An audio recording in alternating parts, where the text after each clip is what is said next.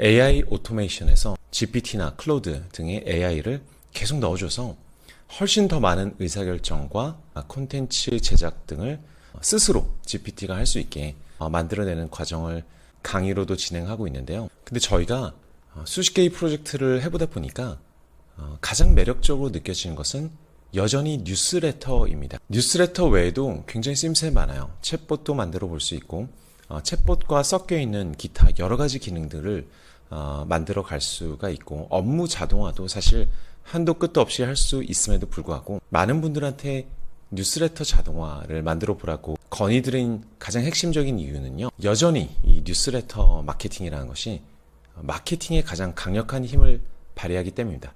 혹자는 10,000원을 쓸 때마다 한 36만 원 정도의 리턴이 존재한다, ROI가 그 정도 된다라고도 얘기를 하고 있습니다. 게다가 뉴스레터 마케팅이란 것은 개인적으로 할 때나 소상공인, 초거대 기업들 모두 다 활용하고 있는 거고, B2C, B2B 모든 종류의 고객에게 굉장히 많이 쓰이고 있어요. 그래서 우리가 뉴스레터를 나를 위해서 만드는 것도 굉장히 훌륭하지만 남을 위해서 만들어 줄 수 있다면 또 일거리가 정말 무한히 많겠죠. 그래서 오늘은 뉴스레터를 만드는 이유와 만들 때 어떤 점들에 집중해야 되는지, 그리고 저희가 만들고 있는 AI 오토메이션의 사례를 몇 가지 보여드리도록 하겠습니다. 뉴스레터로 성공한 사례는 정말 많아요. 몇억 명의 유저를 가지고 있는 스포티파이 같은 데도 끝없이 뉴스레터를 보내서 이메일 마케팅을 통해서 성공해낸 아주 대표적인 사례 중 하나고요. 여러분, 이메일 함에 들어가 보면 여러분들이 부지불식간에 구독해둔 굉장히 다양한 뉴스레터가 들어오고 있을 겁니다. 그 중에는 마린 뉴스레터지, 그 기업의 이야기들을 풀어내는 뉴스레터들도, 정기 간행물들도 존재하고요. 어떤 것들은 정말 최근 산업에 있었던 중요한 뉴스들만 정리해서 지식적인 가치를 주는 그런 뉴스레터들도 많이 있을 것 같아요. 마케팅으로서 뉴스레터를 정말 높게 평가하는 마케터들이 많은데요. 그 이유는 간단합니다. 우리가 다른 데서 그 어떤 홍보를 하는 것보다 뉴스레터는 어쨌든 자기 손으로 구독을 누른 이 산업과 이 뉴스 일체에 굉장히 관심도가 높은 구독자 리스트를 확보한 거잖아요. 유튜브 구독자도 마찬가지지만 유튜브 구독자보다 뉴스레터 구독자는 사실 훨씬 관심도가 높을 거예요, 아마. 역으로 유튜브 구독은 굉장히 부담이 없기 때문에 많은 사람이 할 수 있다는 장점이 있죠. 근데 원리는 똑같습니다. 아주 순도 높은, 관심도가 높은 고객풀을 마련해서 그들에게 결과적으로는 10번에 한 번, 20번에 한 번이라도 뭔가 제안을 할 수가 있어요. 그게 엄청난 자산이 되는 거죠. 그래서 보시면 대다수의 비즈니스 유튜버들은 뉴스레터를 따로 사용하고 있습니다. 게다가 사람들은 자기가 구독한 뉴스레터가 이메일함에 딱 꽂혔을 때 오픈할 가능성이 굉장히 높아요. 이 메커니즘에 대해서는, 그리고 오픈율이 왜 중요한지는 나중에 살짝 더 설명드리도록 할게요. 근데 오픈을 많이 한다는 것은 이 구독자들이, 독자들이 자신의 시간을 기꺼이 할애해준다는 뜻이기도 하고요. 또 이메일이 효과가 높은 이유 중 하나를 살펴보니까 다른 길 가다 보는 광고나 TV에 나오는 광고들 대비해서 내가 이메일을 읽고 있는 시간은 굉장히 사적이고 조용한 시간일 가능성이 높잖아요. 그죠? 그래서 광고로서 나의 이야기에 집중하게 만들어서 오랜 시간과 몰입감을 확보할 수 있다는 점에서 굉장히 좋은 매체가 될 수 있습니다. 또한 몇 가지 숙여진 장치들이 있어요. 첫째는 주기적으로 편지를 받다 보면 아무래도 친근감이 느껴지죠. 이 사람의 스타일, 이 사람의 메시지 등에 좀 더 녹아나게 됩니다. 게다가 모든 콘텐츠가 그렇지만 여러 번 같은 메시지를 가지고 다양한 콘텐츠를 주다 보면 고객 입장에서는, 고객이 될 수 있는 잠재 고객 입장에서는 어떤 생각을 하게 되냐면요. 나에게 실제로 이런 니즈가 있었구나, 이런 필요가 있었구나, 그리고 저 기업이 과연 솔루션을 제시하고 있구나, 이런 무의식적인 메시지가 계속 쌓여나가게 할 수 있습니다. 이 산업 밖에 있는 사람들은 잘 모르는, 하지만 우리가 일을 하다 보면 굉장히 잘 아는 이야기들이 있잖아요.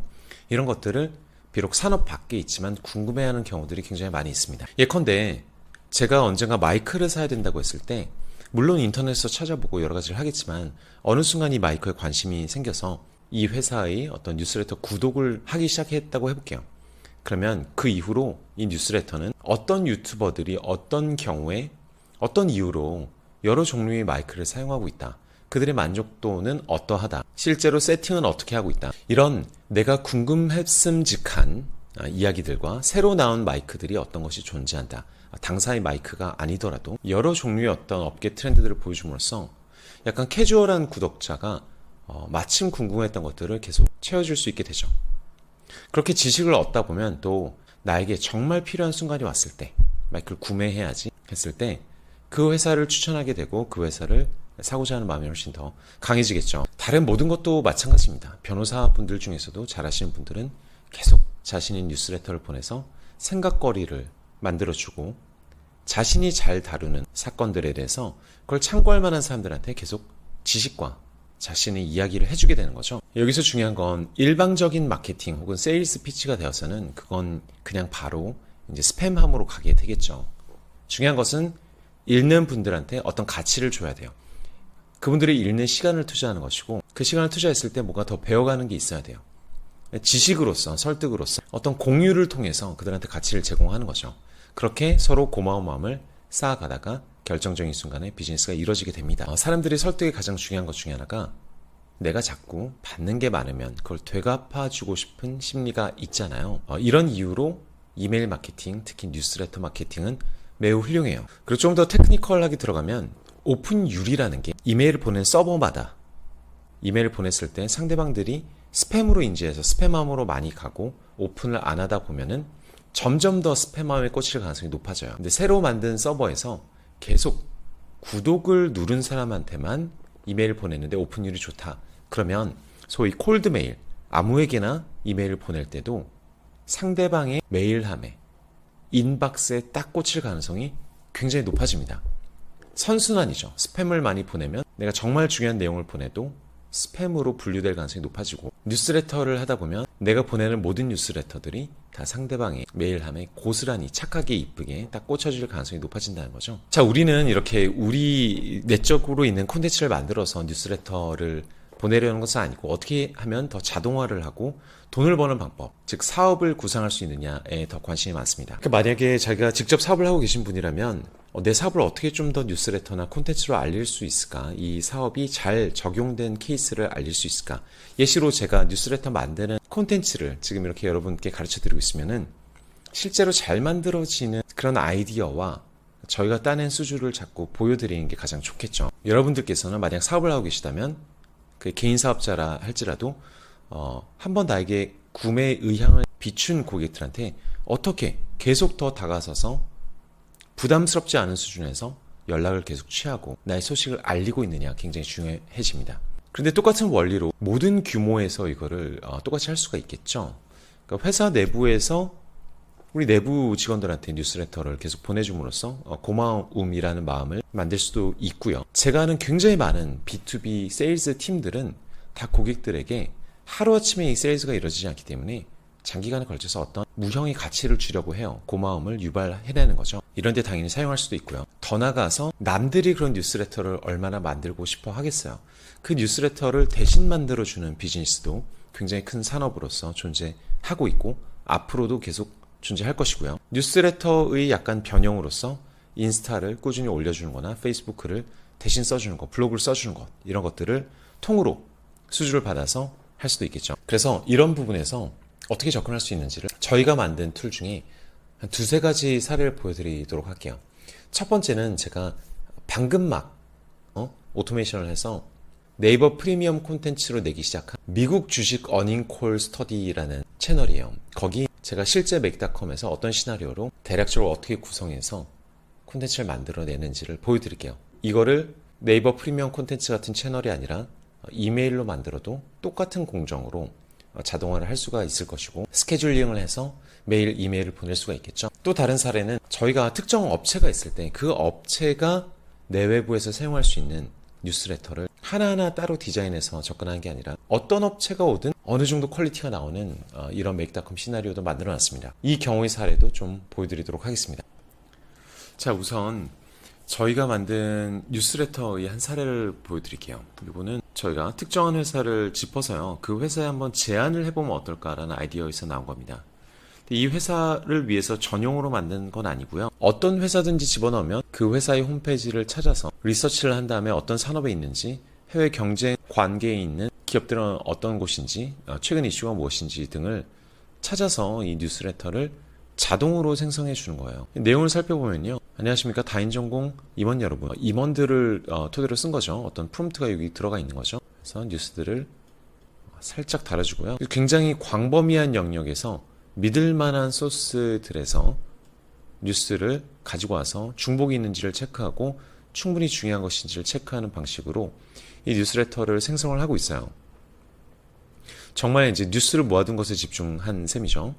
중요도도 다루고 있고 출처 그리고 요약 같은 식으로 다루고요. 글로벌 소식, 즉 한국 뉴스에서는 쉽게 찾기 어려운 뉴스들을 또 해외에서 찾고 찾아 들어가서 AI한테 선택을 시키고 평가를 시킨 다음에 키워드도 생성시키고 그 안에서 가장 좋은 것들을 찾아내게 만든 겁니다. 그리고 마지막에는 데일리 체크 포인트를 만들어서 어떤 어려운 개념들이 있을 때 이런 것들을 좀 공부해 볼 수 있게.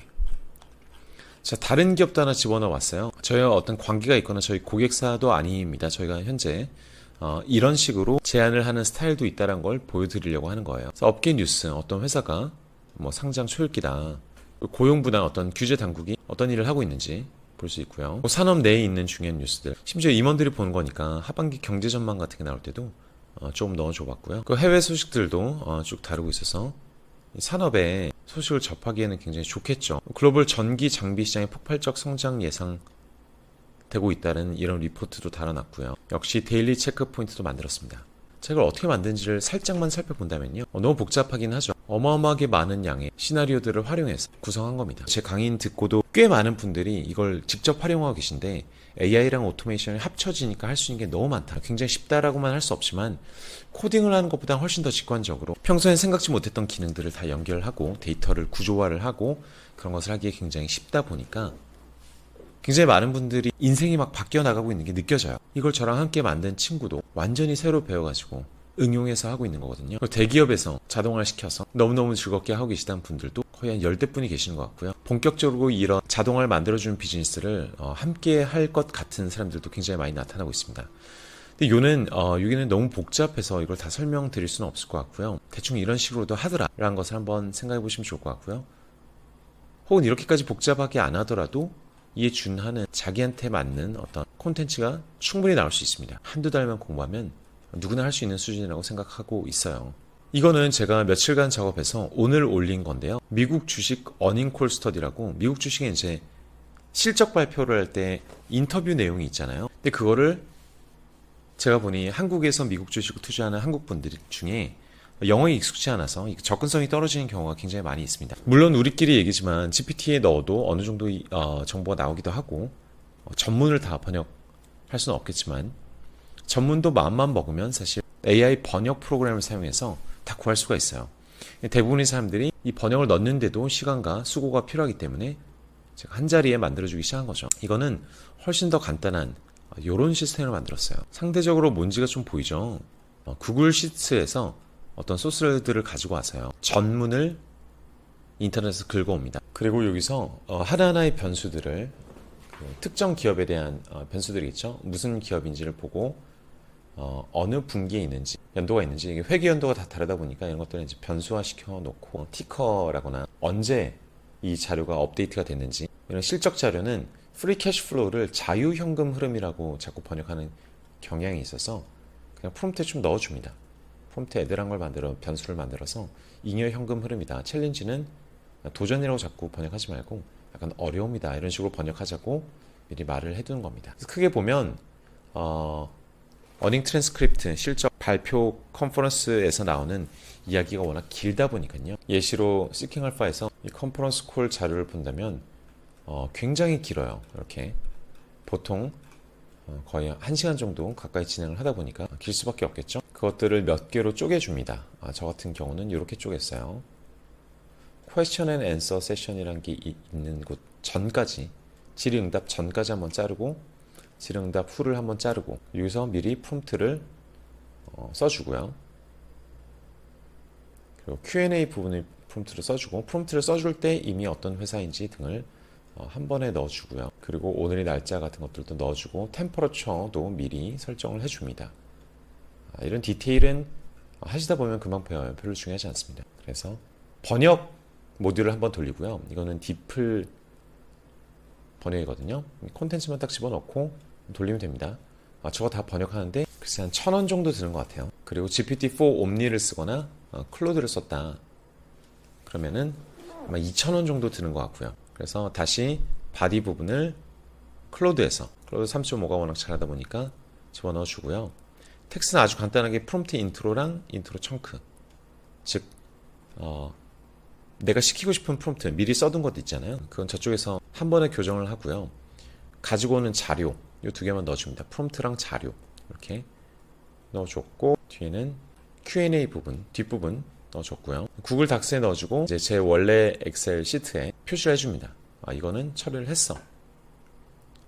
데이터도 각자 한 곳에 있으면 좋으니까 저장을 해놓죠. 그래서 제 시트를 살펴보면요, 제가 지금 번역 작업을 하고 싶은, 요약 작업을 하고 싶은 종목을 이런 식으로 딱 적어두고 돌리게 되면요, 이제 하나씩 처리를 해나가는 겁니다. 처리를 해놓고 아웃풋에 테슬라에 대해서는 2024년 Q1 결과였다. 그리고 아까 말씀드린 대로 데이터를 여기다 이렇게 저장해 두는 거죠. 여기 짧아 보이지만 안에 내부적으로 들어가 보면 굉장히 많은 글자가 담겨 있어요. 정신이 좀 사납겠지만, 그래서 저는 이것들을 내 드라이브 안에 닥스로 저장을 하고 있잖아요. 이 정도의 자료를 제가 생성을 했습니다.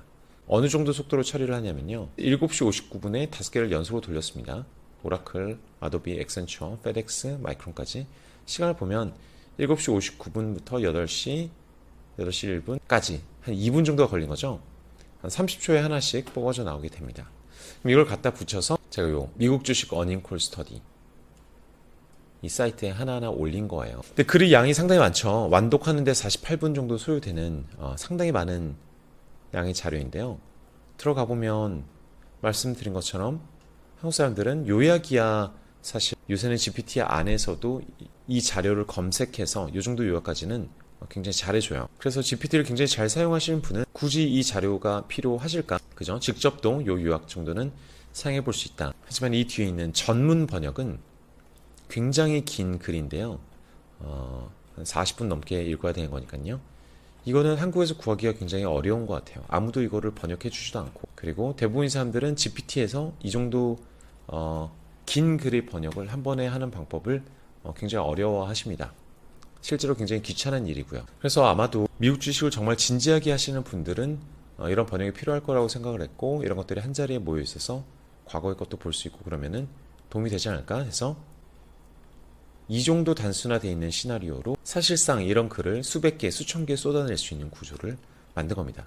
만약 이걸 이메일로 만들었다면 저 어닝콜이 딱 발표되는 순간에 자동으로 이메일로 보낼 수 있게 세팅을 했을 것 같고요. 다만 이 네이버 블로그나 이 프리미엄 콘텐츠는 이걸 올리는 걸 손으로 직접 해야 되는 약간 불편한 부분이 있습니다. 개발자들을 위한 사이트가 아니라 문과들을 위한 사이트니까 더더욱 그렇겠죠. 근데 해외의 어떤 플랫폼들은 대부분 자동으로 블로그를 올리는 것이 가능해요. 굉장히 쉽게 잘 되어 있습니다. 자, 이런 글들을 얼마든지 찍어낼 수 있는 방식을 우리가 코딩을 할 줄 몰라도 생각을 통해서, 기획을 통해서 충분히 만들어낼 수가 있고요. 당장 눈앞에 있는 것, 여러분들이 직접적으로 도와줄 수 있는 사람들한테 이런 뉴스레터를 만들어 보시고, 뉴스레터가 익숙해지시면 이거를 마케팅 용도로 사용해 보시고, 주위에 계신 사장님들 한 달에 30만 원, 50만 원 정도를 주면, 그래서 이런 뉴스레터를 통해서 고객을 조금이라도 잠재적으로 좀 더 끌어들일 수 있는 마케팅이 필요하신 분들한테 제안도 해보시고 도움을 드렸으면 좋겠습니다. 자, 제가 봤을 때 AI는 이제 정말 시작이에요. 이런 뉴스레터도 이렇게 생성이 가능하다는 것을 6개월 전에는 알고 있는 사람이 전 세계에 글쎄요 몇천 명도 되지 않았을 것 같습니다. 심지어 저희가 쓰는 저 make.com이라는 툴조차도 원래는 AI를 사용하기 위해서 만들어진 게 아니라 자동화를 위해서 만든 것이었는데, AI를 집어넣기 시작하자 한 10배, 20배 정도 파워풀한 툴이 된 것 같아요. make.com 주식이 거래되고 있다면 사고 싶을 정도입니다. 달리 얘기하면 전 세계에 우리 같은 사람들이 수없이 공부를 해서 어마어마한 돈을 부업으로든 주업으로든 벌어서 새로운 산업군을 형성할 거라는 의미라고 저는 생각을 해요. 그래서 저희 강의는 여기서 끝이 나지만 여러분들께서는 계속 테스트를 하셔서 저한테도 질문을 던져보시고 주위 사람들과 함께 나눠보셨으면 좋겠습니다.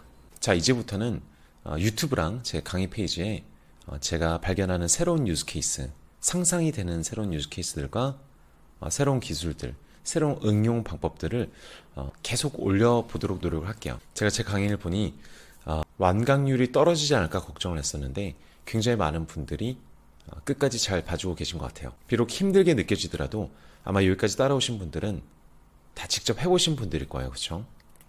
아직까지 인터넷에 자료가 충분히 많지 않다 보니까 이런 예시를 계속 만들어서 제공해드린 게 굉장히 중요한 일인 것 같아서 앞으로도 열심히 연구하고 여러분께 공유를 드리도록 하겠습니다. 다음 콘텐츠에서 만나보도록 하겠습니다. 감사합니다.